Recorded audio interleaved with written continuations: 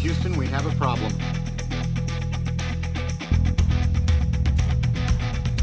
Give me all you got! But what I do have are a very particular set of skills. Give me back my gun! I didn't kill my wife! I don't care! Hello and welcome to another episode of Stand and Watch, the best and only dad movie podcast you're ever going to listen to because we killed all the other ones. They all had families, but we killed them anyway. Yeah. Who cares? They're gone. They're dead. We didn't shoot them. We didn't shoot any podcasters. We'll get that out of the way. We killed them in other ways. Matt, we sound gloom right now, but we should be really cheery. Beekeeper 2 just started filming today. That's true. We should be like to the moon right now. We shouldn't be down. Like I know your hero. I know we lost your hero a few weeks ago, but we're back.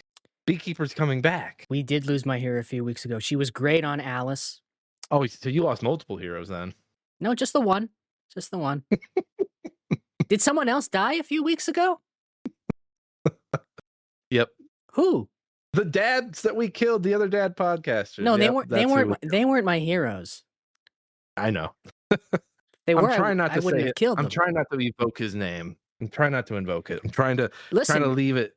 I really don't know who you're referring to because the only major death in the last few weeks I'm aware of is the waitress from Alice. No, Redford. Redford died too. Did he? Yes. No, I refuse to believe that. Yes. No. A man's man. No, he's A still man- alive. He's still alive. A mentor. A mentor of many. He's still alive. He was a giving. He's still alive He's in a our giving hearts. man. He was like the personification of the giving tree. But when the giving tree withered, he stayed fucking jacked and beautiful. Well, until he That- died. Yeah. Until he died. You know what? I bet you he's still pretty good looking in that casket. He's probably better looking than both of us. Yeah. He just, he fell down the genetics tree and hit every beautiful branch on the way down. So good for him. Just so I can elongate how long we're making our guest awkwardly sit in silence before we introduce him, I'm gonna regale you with my favorite Robert Redford story that I heard. Let's hear it. I love the tension that we're building here, but yes, do it. So Robert Redford wanted to star in the movie The Graduate. He went to the director, was like, I want to be in this movie. I want to be the star of the movie. And the director was like, no, you can't be in this movie. And Robert Redford's like, why? Why can't I be in The Graduate? I want to star in your movie. And he goes, you cannot play a loser. And Robert Redford goes, of course I can. Why wouldn't I be able to? And the director asks him, have you ever struck out with a girl? And Robert Redford, completely serious, asks him, what do you mean? He didn't. The baseball euphemism didn't carry over. I've got one thing about Robert Redford. I forgot he was MCU canon. Yes, he did play a character in the MCU. He was in one of the better movies in the MCU. Yes. Winter Soldier. Winter Soldier, yeah, really good. All right, I think we've left our guests lingering long enough. I'm Nick, by the way. Yeah, I'm Matt. But you listeners already knew that. And hi, Steve. We forgot to say hi to Steve Buscemi. Hi, Steve Buscemi and Standees. To our guests, if you don't know, Steve Buscemi is a constant listener. Yeah. Patron, too. He's a patron. Number one listener. The only patron, actually. The only patron to the podcast. Yeah, he pays my rent. Mine, too. Yeah. Okay, I think we've baited this hook long enough, Matt. Give the man the floor. Yeah. Introduce yourself, guest. Hello there. My name is Hoardergamer. I stream on Twitch.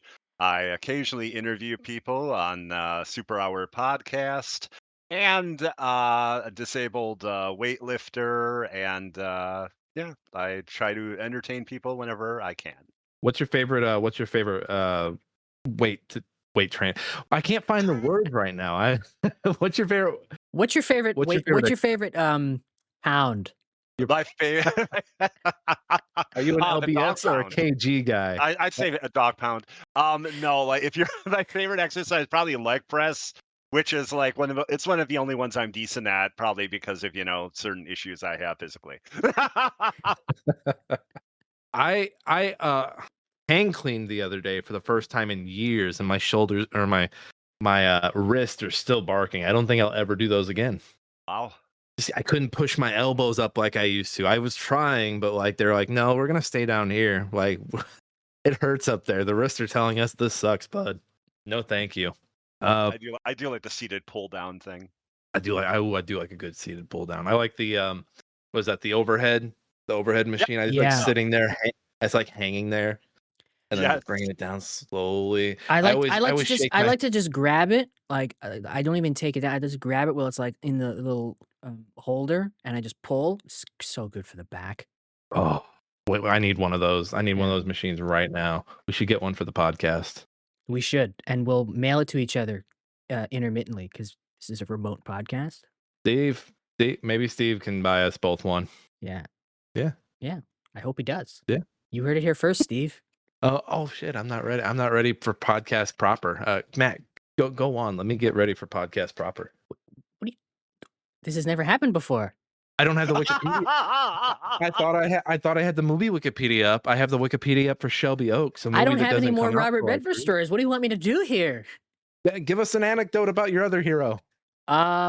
She was great on Alice. Everybody loves a sassy waitress. You know, I know it's weird that she was my hero and I don't remember her name, but sometimes that's just what it's like. I find it kind of weird she's your hero, but you can't even quote her.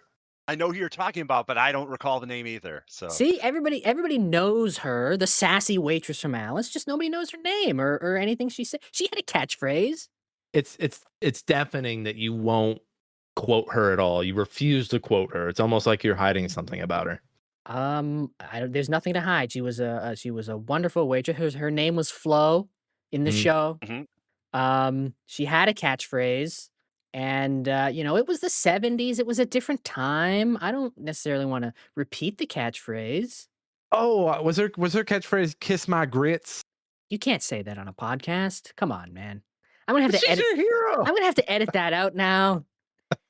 Just because she's my hero doesn't mean she wasn't a flawed human being. Nobody's perfect. You know who my sitcom hero was? Mama from Mama's Family. Oh yeah. She was a tough customer. Who was that? That was Vicki Lawrence, wasn't it? Thelma Harper. Oh, and then you had Ken Berry playing her dipshit son. Oh yeah. Oh my god. I need to rewatch this show. Where is it? Someone It's told on me Pluto. once. This has stuck with me my whole life. Someone told me once, like dead serious. I don't know if this was meant as a compliment or an insult or whatever. They looked me in the eye the first time we ever met, and they were like, "You have the voice of a sitcom neighbor." Like Wilson from Home Improvement. Just any sitcom neighbor, I assume, like a Wilson or a Kramer or a Larry. I've never gotten that energy from you. I've gotten who was the kid that was recast in Mad Men like 5 times? Bobby? You give me Bobby vibes. Was Bobby recast 5 times? Wait a minute, Bobby was a creep. He just kept growing. He was a little like they would shoot a season and then Bobby would like turn 18 and like, fuck, we need another Bobby. You know whose energy you remind me of from Mad Men? Don Draper's brother who killed himself. He was only in 1 episode. God damn it. And Don found out and didn't feel shit afterward. Yeah, that sounds about it. Yeah. He seems like a guy who also would do a podcast and not have the Wikipedia of the movie up. You know what? Yeah. You know what your energy is? Your energy is one of the pigeons that Betty Draper shot. One of the shitting pigeons just in the sky, just flying, being a free bird, and she's smoking a cigarette. A free bird with a rifle. Shoots you down. You're the creepy neighbor boy that kisses her in season 6. The one that went away to Vietnam, who was into their daughter, and then came back and was like, I'm gonna kiss her mom. Who's the one who cut his nipple off? You're the one who cut his nipple off. You're the guy who got ran over by a lawnmower. Oh, you're the actress that plays Flo in the insurance commercials. Who she didn't run his foot over. She was one of the booth girls. I don't mean like an expo booth girl. She was like the line girls, like connecting you. Those are the sound effects. You're the comedian who was the spokesperson for the potato chips whose wife Don boinked. That's his potato chips. What a pull. Yeah. What a pull. Yeah. Do you have the Wikipedia up yet? I've got the Wikipedia up. Now I'm trying to think of side characters from Mad Men to beat you. You're the guy in the season finale who has that big moment where he's sharing and Don makes it about himself and hugs him. And then you're the guy who gives Don the idea for the Coke commercial.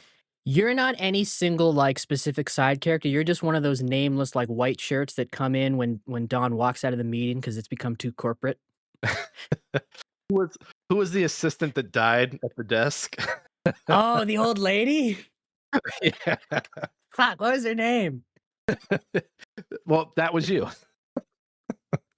You're the you're the ditzy secretary who was bad at her job that Jonah was yelled at. Fucking Joan. You're the what's the not Betty? What's who's the girl? Who's the girl? The Peggy? Peggy. You're the you're the stain on Pete's couch after him and Peggy hook up. Checkmate.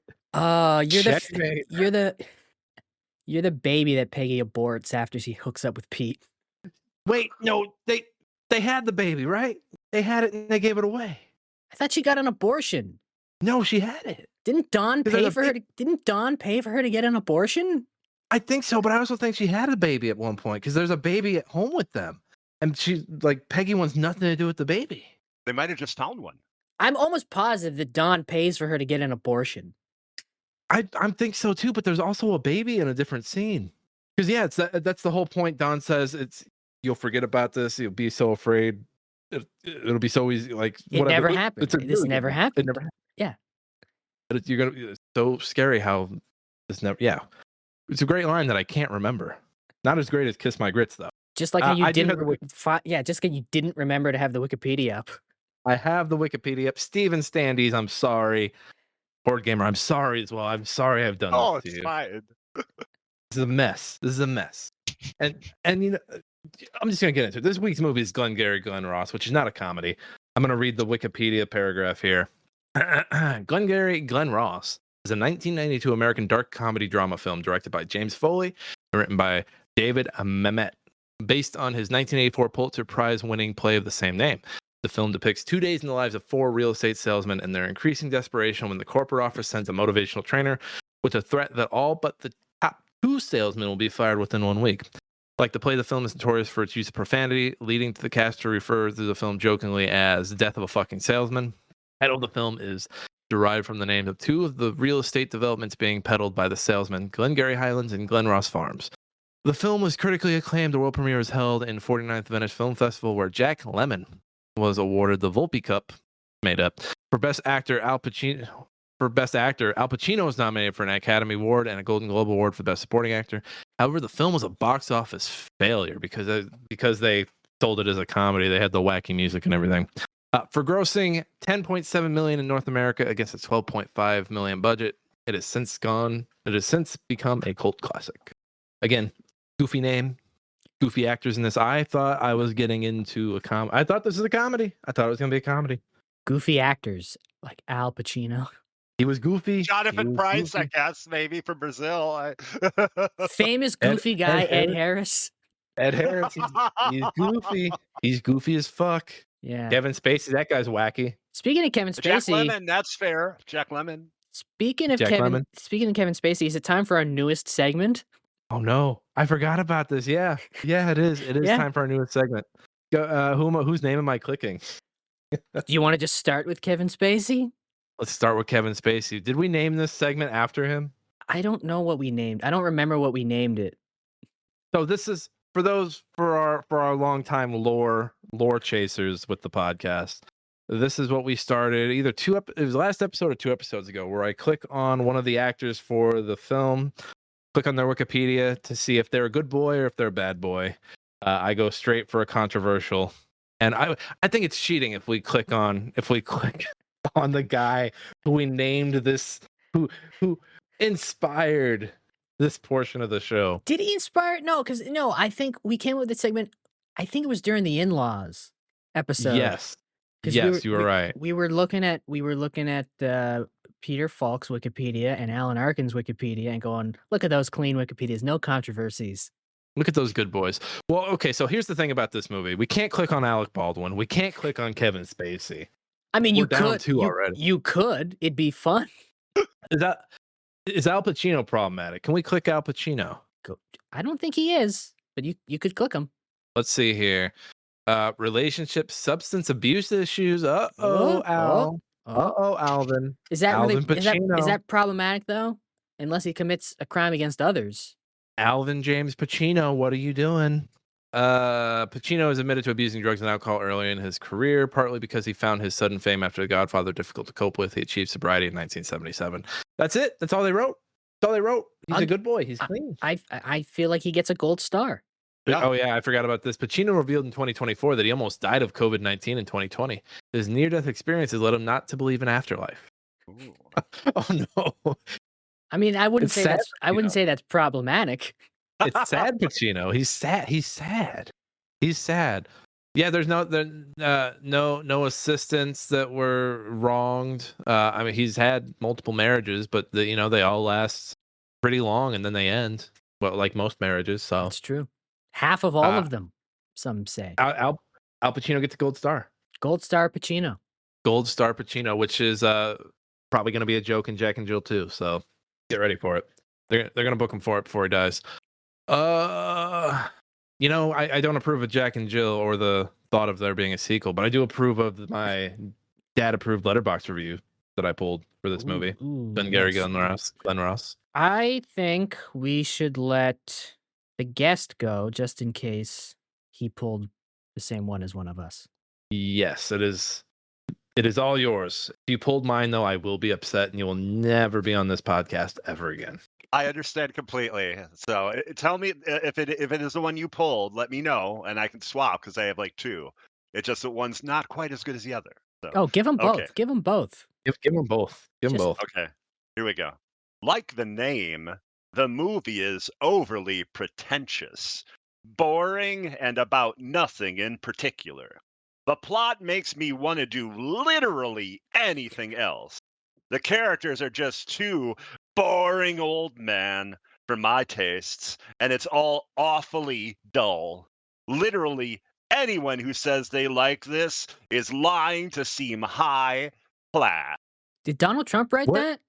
This is written by someone by the name of Cheesy Mac on the 23rd of June, 2022. Did they give it any stars? They gave it a half of a star. Wow. What a schmuck. Yeah, what a schmuck. What a Gen Z schmuck. They were probably just glad that nobody fucked in this movie. Like, good. I'll give it a half star. Nobody fucked, okay? Yeah, there was no kissing. You said you had two? What's your other one? Okay, so the other one isn't terribly funny, but the way I want to envision it is. So, can I do that one too? Do it. Hell yeah. Hell yeah. Okay. When Alec Baldwin goes on the offensive in this film, he eviscerates every living thing in the room. He removes spines and shoves them down throats. When Jack Lemmon goes on the offensive in this film, he reeks of desperation. He impersonates the man he can never be, and it's plain for all to see. When you're in sales, you're either the steamroller or the steamrolled. Baldwin's ever-simmering rage makes the perfect weapon, and Lemon's nebbish neediness is the perfect mark. An ugly film that gets it right. That depiction of Baldwin made me want to watch Rust. I was just like, oh, he is simmering, isn't he? God, I feel like that review was written by a sales guy. Yes. I can see the sweat on his brow as he's writing it. Yeah. The fan on his desk rotating. All right, I got one here from Comrade Yui, who gave this 5 stars and a heart. They are a patron saint of Letterboxd, praise be. Who wrote 5 stars for Pacino's yelling, 5 stars for Alec Baldwin's yelling, just 5 stars for yelling in general, as an idea, a concept, the art of yelling. The yelling is good. This is probably some of the best yelling I've seen in a movie in a while. Yes. I have a review from 9volt, who is also a patron saint of Letterboxd. Praise be. He gave the movie 4 stars, and he says, "Having a job sucks," which I fully agree. It does. It does. It really does. Yeah. Especially that job. That job, it feels very thankless. The leads are bad. Everybody hates you. Everyone's so cutthroat. I think my favorite thing about this movie is that the leads are really bad. The leads are really bad. Who is it? Is that Jack Lemmon that sells the 82,000 of property, and immediately Kevin Spacey's like, they're bad for that. That check's going to bounce. Yeah. Yeah, they're crazy. Yeah. So I I love- love that the paranoia at the beginning of the movie is like fully justified by the end of it. 'Cause you're like, oh yeah, these are shit leads. Oh my god. I like in the end, like at the end, Al Pacino looks at the leads and he's just like, "Oh yeah, these are shit. They gave you these. What are they like that doing? they- What are they doing to you?" I like that they sold the leads for $5,000 when like there's so much more money floating around, but they just sell these leads that are worth all that money for $5,000. My kid's surgery, man. My kid's surgery.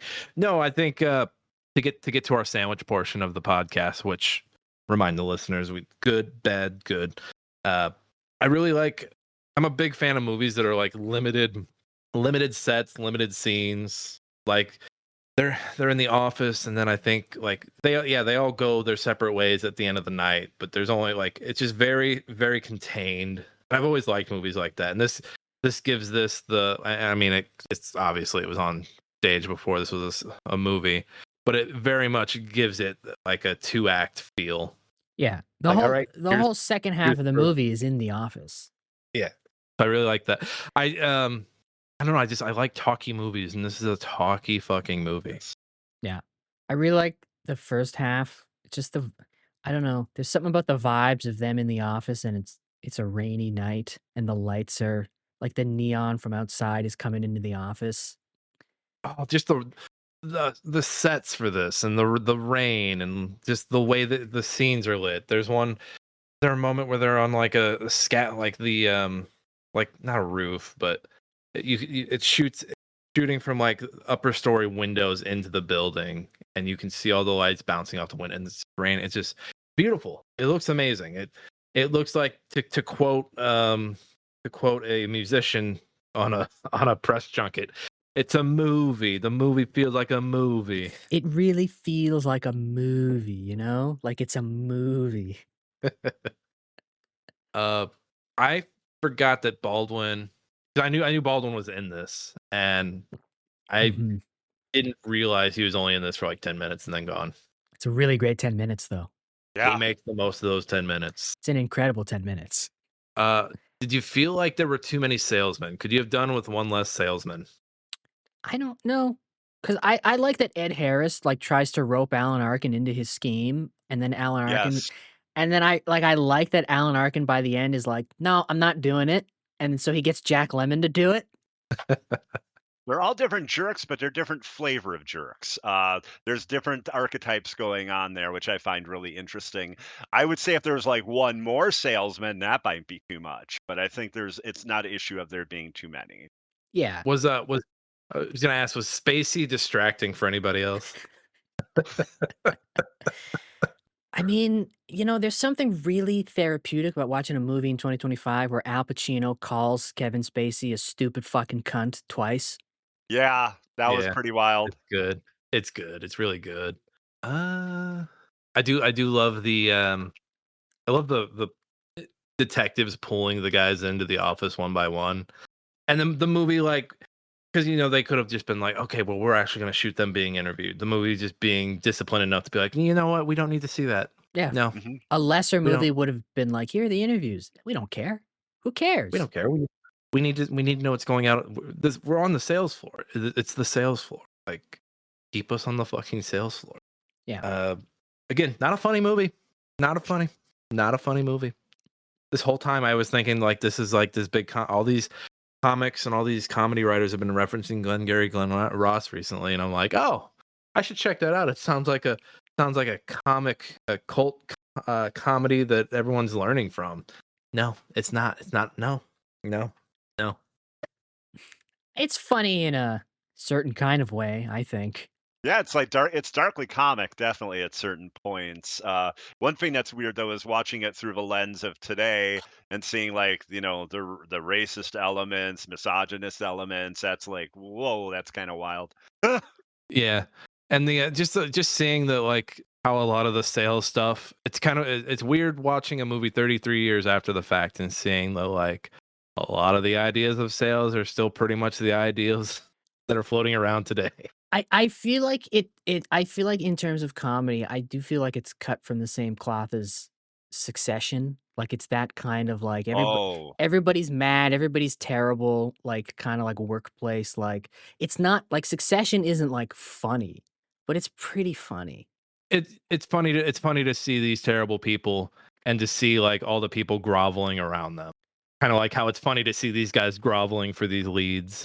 Yeah, and right, and yeah, like that Alec Baldwin speech is kind of funny, Yeah, right? yeah. coffees for closers. Like coffees for closers. Fuck you. That's my name. His First name place. is Blake, and I don't think it's ever said. It's written in the credits though. So Yeah, I don't think they ever say it in the movie, but yeah, like this watch costs more than your car. Like that's it's kind of funny in like a yeah. really, in a really like yeah like dark way. Like it's not like they're not telling jokes, but like it's funny. First place is a car. Second place a set of steak knives. Third place you're fired. Right, like, I think It's and, like, Jack Lemmon is kind of funny in how sad he is, because he's, like, a terrible salesman. Well, I love the irony that he's called the machine because he used to be this great salesman, but Yeah, he you used to. you Yeah, you see the double entendre of like he's the machine, like oh he can't stop, he has to keep going. If he doesn't go, his daughter can't get the surgery, he's fired. Like you were great. You kept Yeah, like now everything's changed, and yeah, you're still the machine, but now it's a sad machine. like, the scene at the end after Al Pacino rips into Kevin Spacey, like, so gloriously, and then Jack Lemmon comes and tries to do the same thing, and it's just sad. Like, he just can't do it, and like, he's just like, it's just kind of a pathetic attempt to do what Al Pacino just did so amazingly. I do love that Spacey's a nepo baby. I love a good nepo baby just getting ripped to shreds. Trying to think. Uh, The fact that the movie is so, I mean, what is it? An hour 40, hour 50, 100 minutes? No, 100 minutes. Yeah. 100 Hour minutes. So hour yeah, 40. hour 40. Yeah, so it's an hour 40, but it's a very fast hour 40. Very yes. snappy. I remember pausing the movie at one point, like when after the break-in has happened, after the leads have been taken, and I was like, "Oh shit, we're halfway through the movie already." God damn. I when I was looking for my letterbox review, um, one that I almost picked just said, um, Aaron Sorkin wishes he wrote this. I saw that one. I thought about that one as well. Yeah. Yeah, this is very. So I'm gonna guess Sorkin is very Glengarry Glen Ross peeled. Yeah. Pilled. Well, he wishes. He wishes he lays awake at night thinking of David Mamet. Yeah.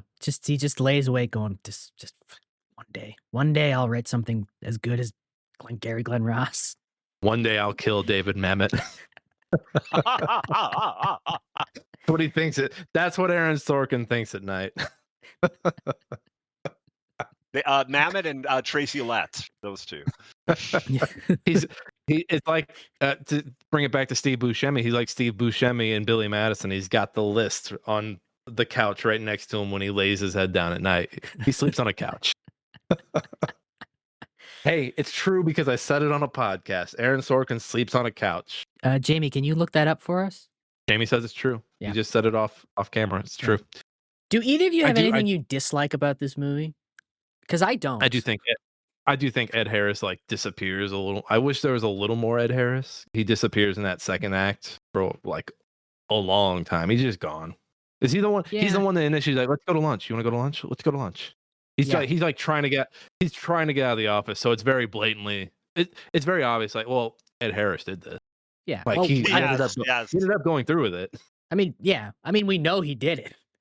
We know he's going to do it, but like he's very bad at being suspicious. He's very bad at being guilty. And like when he leaves, he says, I'm going home to Wisconsin. So he's actually trying to get out of town. So it's like, oh, okay. It's it's very funny that these guys are salesmen and like Ed Harris can't fucking lie, and that's part of being a salesman is just fucking lying through your teeth. Al Pacino is the best fucking salesman in that building. Yeah. That's why he would have got that Cadillac if it wasn't for Kevin Spacey. Fucking Kevin Spacey, goddamn nepo baby. No, besides Ed Harris disappearing, I don't really have a lot to complain about. It's just a Yeah, I don't have good anything. movie. I don't really have anything negative to say about this. It's just a really good time. I Yeah, mean, the the only performances are incredible, for sure. Like, it's awesome that way.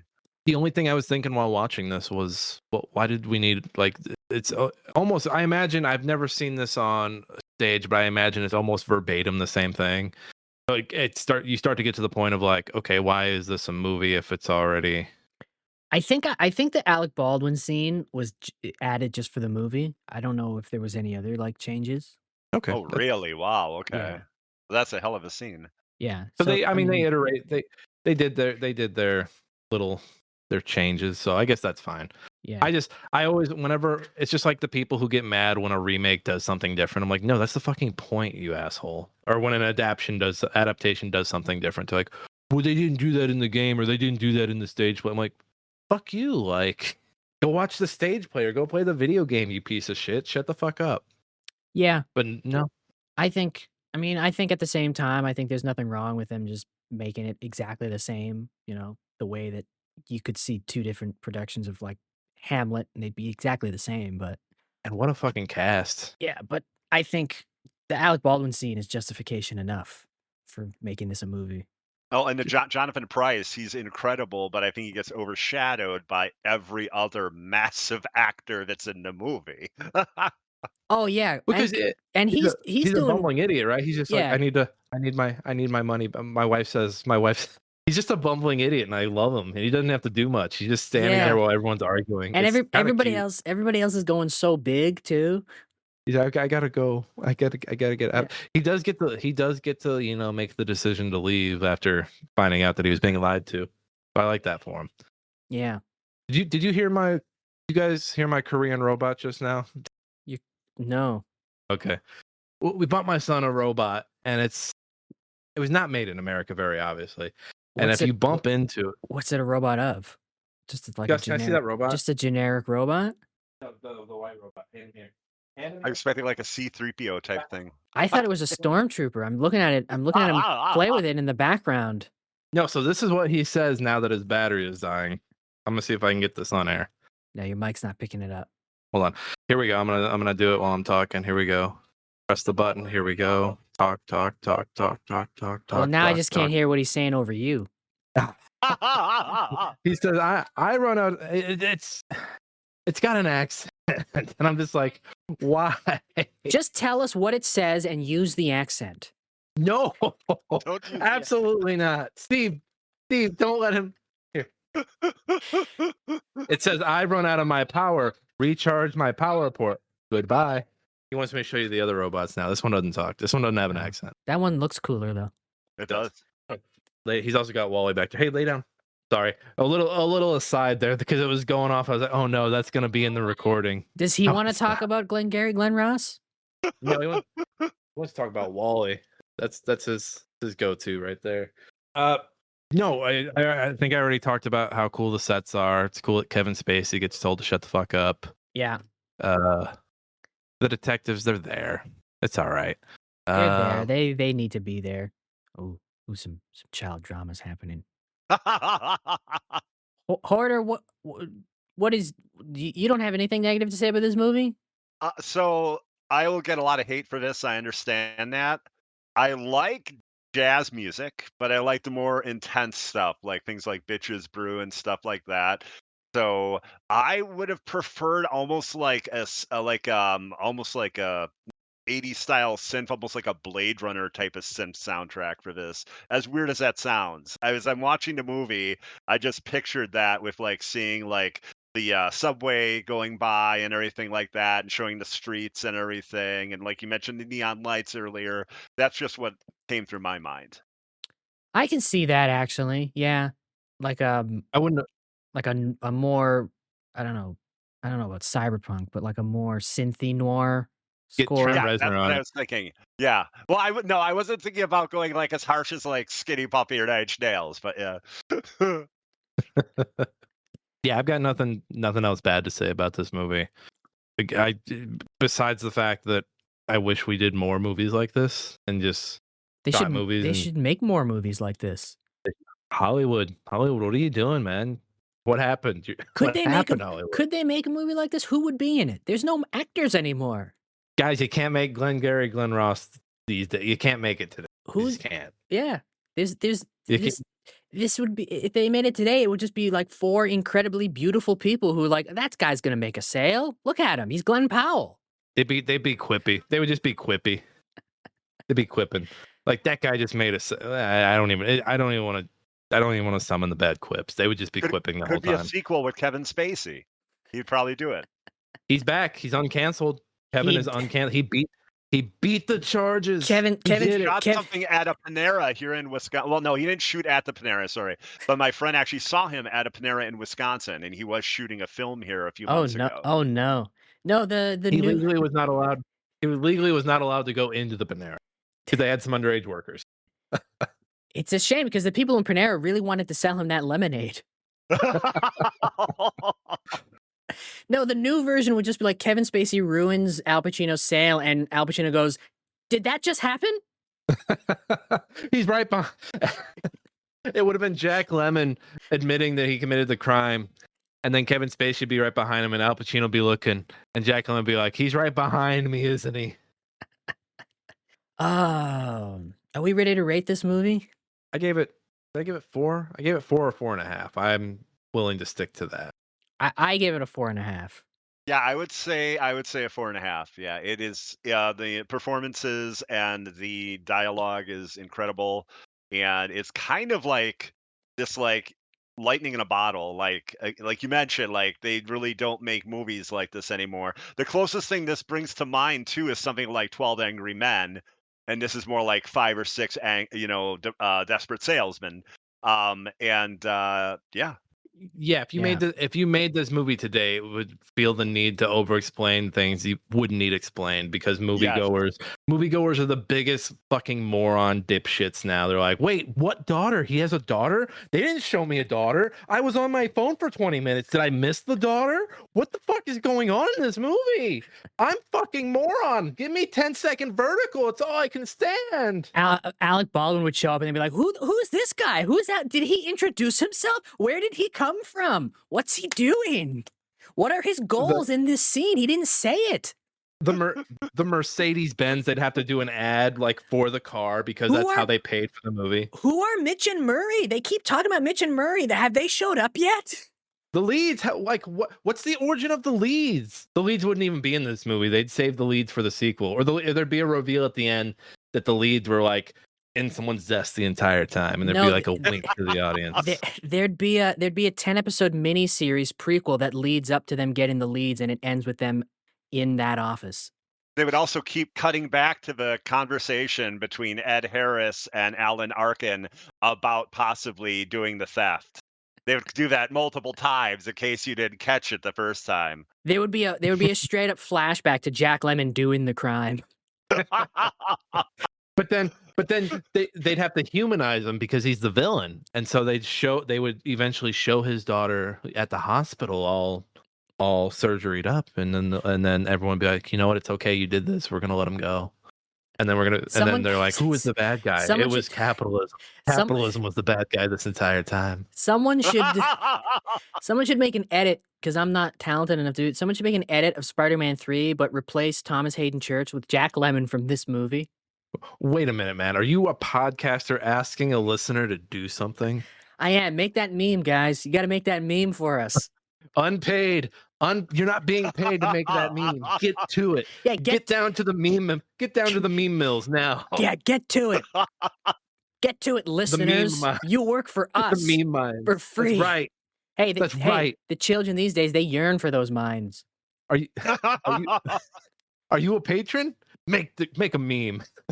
Make a meme and then pay us to share it. Coffee. Sorry. Good. Oh, they'd go down into office of Mitch and Murray, and it would turn out to be Satan himself. It was Satan all along. Coffee is for memers, guys. Coffee is for memers. Get busy. Yeah. Get busy. Mitch and Murray would end up being Satan, and then he'd do a big monologue about this whole thing was about generational trauma. No, not generational trauma. That's It's always generational trauma. Is that a TV trope yet?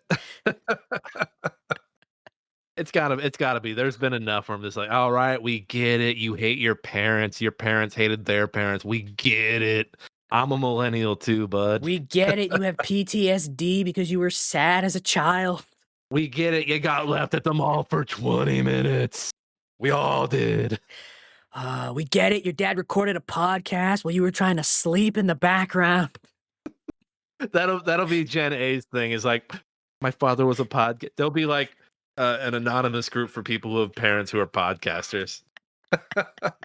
But my dad did movie podcasts. They made the guests feel weird. There'd just be long, awkward pauses, just to make the guests feel weird. And the guests just kept coming back for some reason. They had to promote their stuff. They couldn't help it. They had to get their name. They had to get their name out there. It was like an abusive relationship. They couldn't quit. Look, they were late enough to the algorithm that like they weren't the first, so they weren't like the trendsetters, so they had to go back again and again and again. And this went on for like 300 episodes. Oh, this is 100% dad movie, right? This is 100% a dad movie and 0% a comedy. I'd give it at least a 15% comedy rating. Just Jack Lemmon. Jack Lemmon's carrying it comedy wise. I still say that Alec Baldwin speech is really funny. Oh, Really it good, is. really Yeah. good. It made me want to go sell something. Yeah, it made me want to go do something with my life. I'm not gonna, but it made me want to. I didn't like the homophobic part, but otherwise, yeah, it was a good speech. Yeah.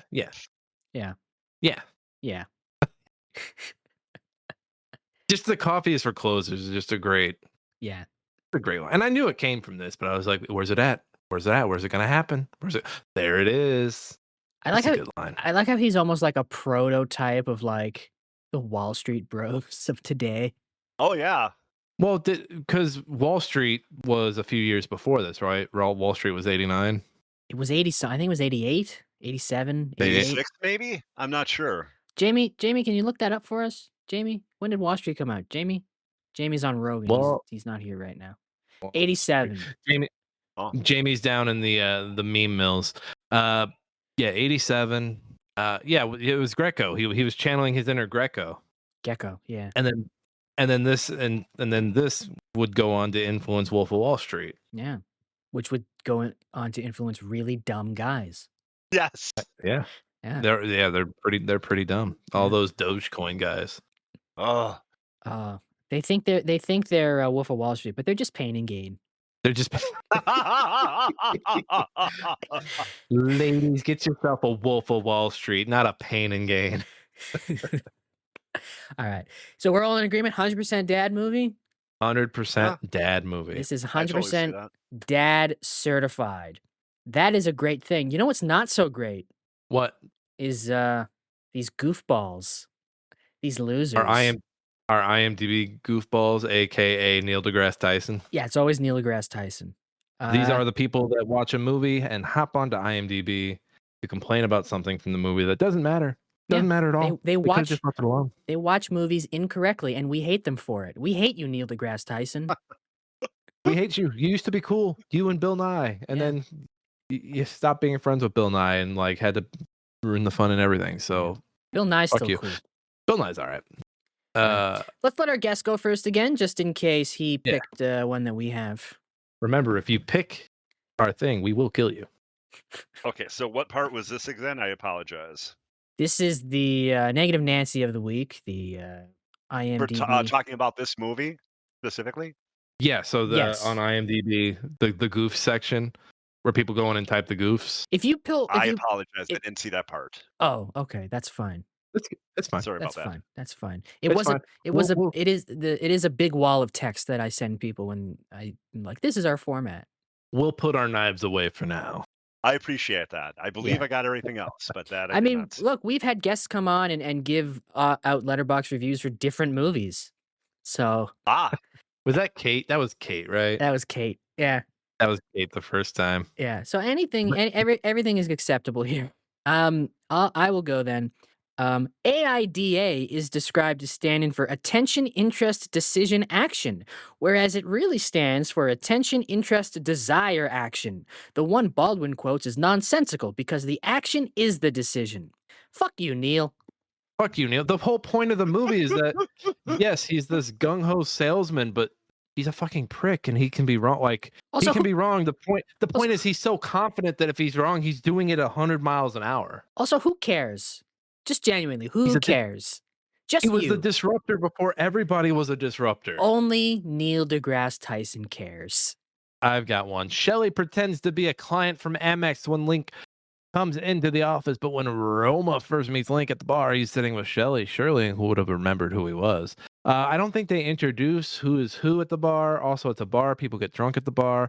Yeah. Also, he could have been a client meeting him at the bar as well. He was another client meeting him at the bar. And also, Neil deGrasse Tyson, who gives a fuck? Shut the fuck up. Fuck you, Neil. Stop Fuck watching you, Neil. movies if this is how you're gonna be. Go back to science. Yeah. If it'll have you back. Yeah. Bitch. You science bitch. Yeah, Bill Is that Nye's from It's Always Sunny? Huh? It's Always Sunny? The science Yeah, bit? Yeah. Is that yeah. I think it's also Breaking Bad, right? Or no, Yeah. he says, "Yeah, science, bitch." Yeah. Science, bitch. An all-timer. Neil, Yeah. not Neil deGrasse Tyson. No, I'm sorry, Vince Gilligan. I called you Neil deGrasse Tyson. Please forgive me. What an You're insult. genius. You're genius. I'm sorry. Neil deGrasse, the science, bitch. Bitch. Now I won't let you watch bitch. Pluribus. Look what you've done. Look what you've done. Oh man, I don't have a dad joke. Do you? I didn't write a joke because I this do movie have a didn't dad write a joke, joke. actually. Okay, I'm gonna Take it away. Yeah. Okay. These are the three letters I want you to remember. A, B, M. Always be mowing like a dad on the weekend. That's good. All right. I got my dad joke. It's really good that these struggling salesmen got a pep talk from such a straight shooter. Oh, God damn you. God damn you. God damn you. God damn you. Hey, you know that coffee really helped get me through the recent death of one of my heroes. That's right, coffee is for closure. Did it on the spot, dad joke. The legendary one. Good for you. The legendary one. Been good. Has been good. Boardgamer is before we spin the wheel, do you want to plug something? Do you have a interview coming up? See, no. You always forget They're this.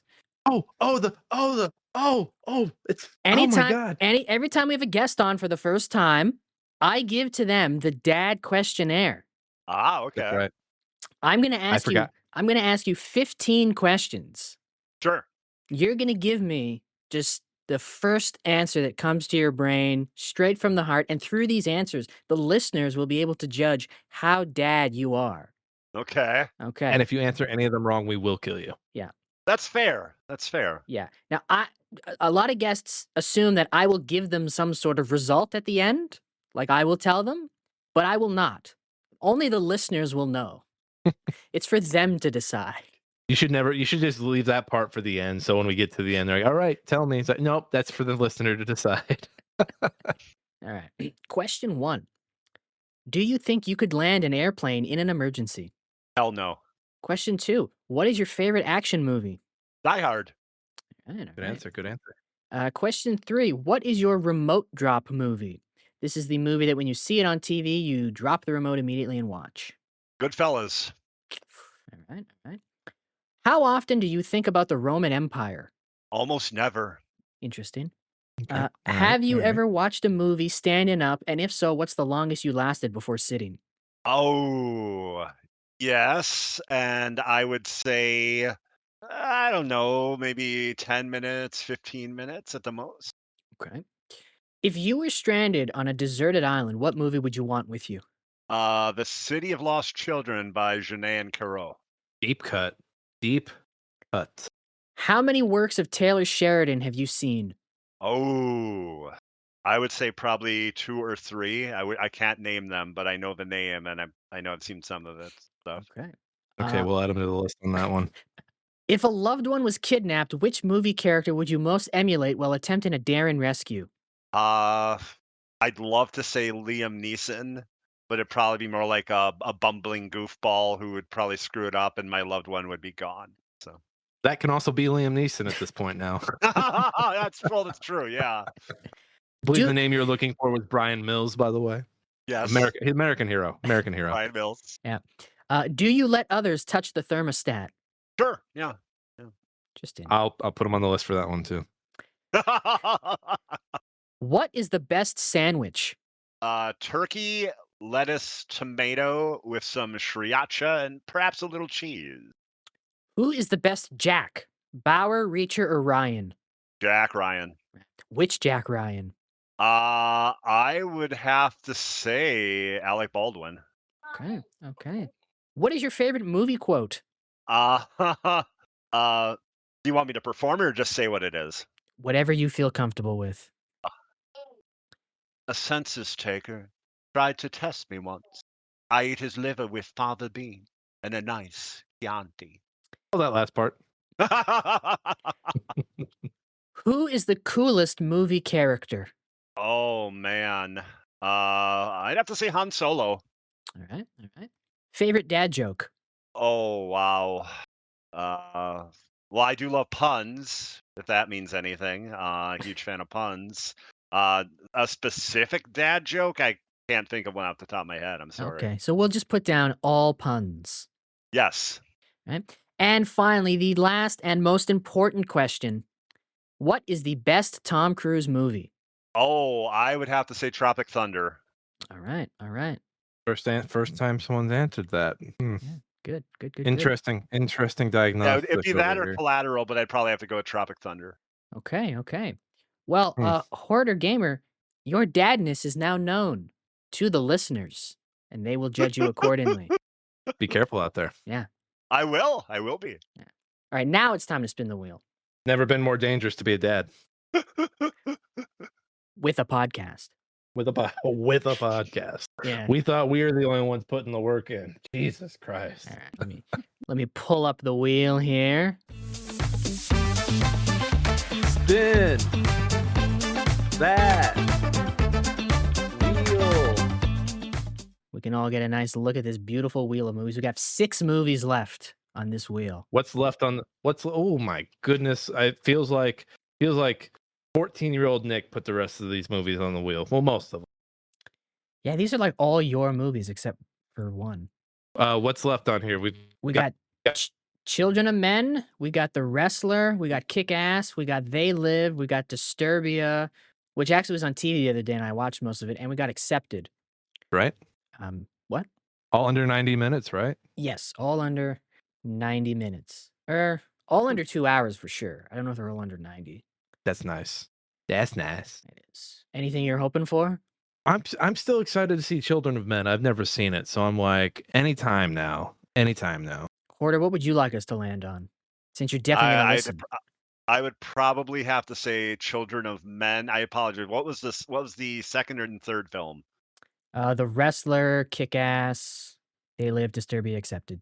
Oh, They Live is incredible. I just watched it last year again. I'm hoping for They Live just because the episode will come out on Halloween. That'd be Oh, really wow. cool. That would be cool. You and I did have a disagreement on a Halloween movie earlier today, and I would like to bring that up. But first, let's go ahead and spin the wheel.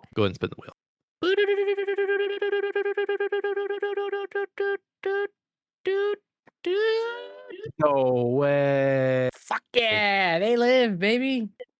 Awesome. He did it. There, He we did did it. it. I willed Awesome. it. I willed it into existence. You know what that makes me? Willed That it makes me a into closer. existence. Damn it. It's not streaming anywhere, folks. You got to pirate this shit. Is it not? Or go to your library or buy a DVD. Not here in the States, no. I own this, so good for me. Yeah, Oh, last Keith year I David watched is in it on this. like Showtime or Stars. I'm not sure which. They're always taking things off and putting them back on. Yeah. and It's annoying. Oh, I forgot Roddy Piper was in Always Sunny. Speaking of Always Sunny earlier. Yes, as a wrestler. As a wrestler. He was one hell of a. Hey, he was also one hell of a closer. He sold all those berries, That's right. all that Invigoron. I love it.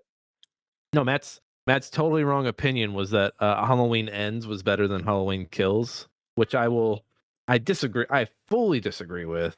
Halloween Ends I at love least tried to do something interesting. I loved Halloween Kills because it reminded me of a partial remake of The Monsters Are Due on Maple Street, showing the monsters as actually the people that were in the hospital looking for a scapegoat type of thing. I thought that was really cool, actually. I'll What's hit, this movie up? Because I'll hit you with an even bigger hot take. The Rob Zombie Halloween movies are better than the newer ones. maybe that first. I like that first one. That I second have one to felt disagree meh. on that. No, so Halloween Kills does get a lot wrong. It gets a lot wrong. Like the fact that they're chasing Danny DeVito. They're chasing someone the size of Danny DeVito when it's very clear Michael Myers is like 6 foot everything. And It's one of the dumbest movies I've ever seen. The And then people Lor- and in then- the people in Halloween Kills are dumber than the people in a Coen Brothers movie about dumb people. that's the point. That's the point, is that Haddonfield is like I don't stupid. think, like the frankly, evil, I the don't, evil I has don't, made them I don't think they had a point. it's made them stupid. It's made them really dumb. And the other thing that Halloween Kills gets really is it's just the feel for community. And I think that's also what the Halloween 2018 did really well too. Because yeah, you're following, like Laurie is like kind of shut herself off from the world and has that cool little kill house. We already spun the wheel, buddy. He has that really cool kill house. So you see a lot of the neighborhood, which I really like. Does he want? And I so- can and I spin think it that's- again if he wants me to spin it again. He loves the wheel. Maybe we'll spin it after I make my point about Halloween Kills. I'll But just spin Halloween it. Ends. So what Halloween Ends does wrong is what's the boy's name? Corey? That ends up. Corey should have been introduced in like one of those first two movies. Like everything that happens and ends would have hit so much harder. That's true. Got yellow. Good job, buddy.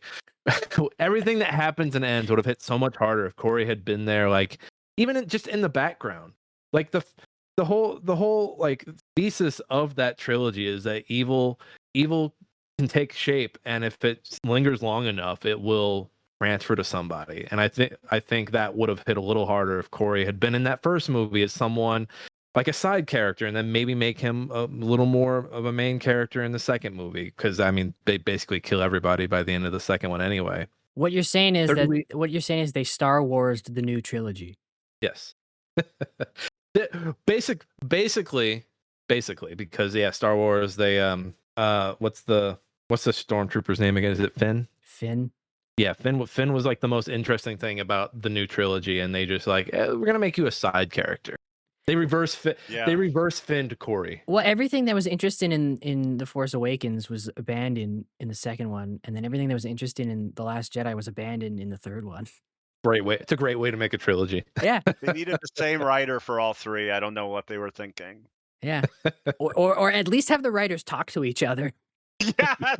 right? Like make a plan, or even if you're gonna have different writers, have one person be like, "Here's your story outline." Yes. Hey, can Right? I Like, bring Johnson? George Lucas Can I- didn't write all three of the originals, but like he came up with the story for all of them. Yeah, they were collaborating. They were coexisting. Yeah. Just like Corey should have coexisted with the rest of Haddonfield that entire trilogy. Well, he didn't. That's why he turned evil. We should watch those three movies. I'd rather just Maybe watch. the first. I'd rather just watch They Live. 2018's the 2018 Halloween is really good. It really is. Yeah. Like And I really like Halloween Kills, but the 2018 one kind of kicked ass. And then the fact that John Carpenter got his son to do the soundtrack, and the soundtrack is just as good. Like there's that scene where the mini Josh Gad character, he looks like Josh Gad. That's why I'm calling him that. Does he, or are you just projecting? No, he looks like Josh Gad.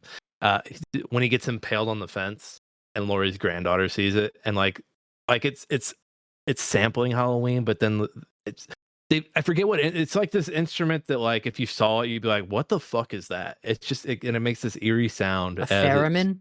Maybe. Is that why she says this looks like a goddamn mess?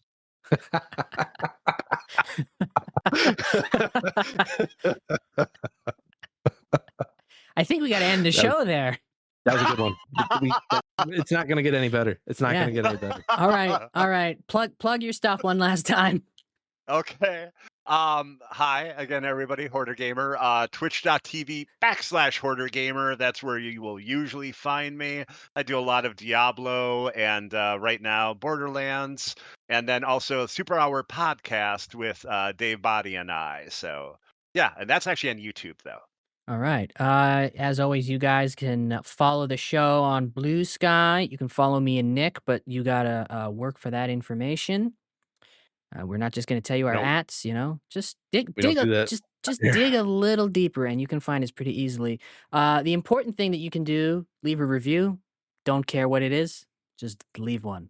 I'm not going to be Good, pushy. bad. We'll I'm not we'll going look to be them all. not going to be pushy. I'm not going to be one of these podcasts who say leave a 5-star review.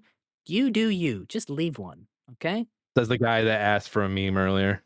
Well, no, make a meme, do that, okay, but leave whatever review you want, right? Like, make the meme and then leave the review, and if making the meme was a terrible experience, be like, "Oh, fuck, 1 star, you made me make a meme." I mean, I'm fine with that. Yeah, tell your friends, tell your family, and whatever you do, don't tell your mother.